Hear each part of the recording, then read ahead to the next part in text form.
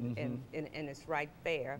But we were dragged out, and I was the last one dragged out and thrown on the street that day, my first demonstration, and that's when I got my commitment, and I knew from then on that this was something I really wanted to do. I didn't know for sure until I was thrown out on that street and felt the humiliation of the indignity of that.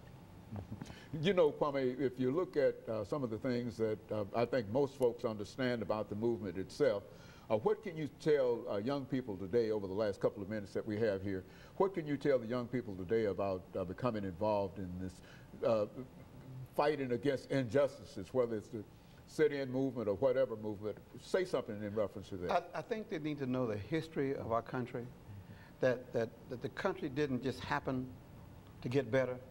It just, no one woke up and waved a magic wand and allowed you to try on clothes at a shoe store. No store just decided to take down the policy and make people love each other. It took a lot of sacrifice from people who lost their education, lost their jobs, got beat up bad, spit on. It took a lot of young folks to take risks.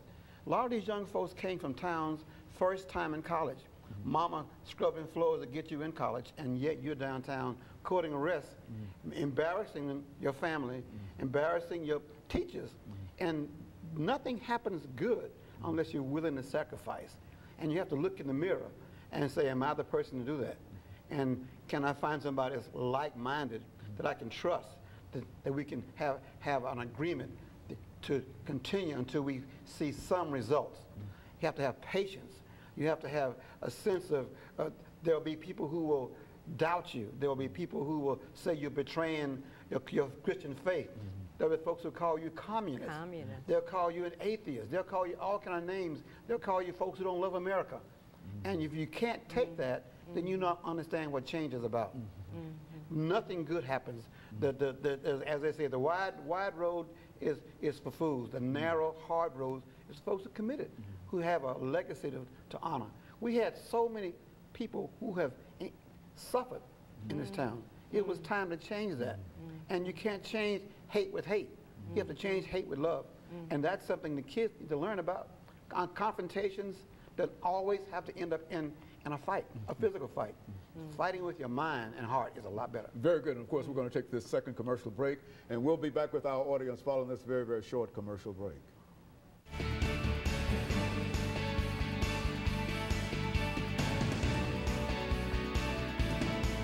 Final segment of the show for today.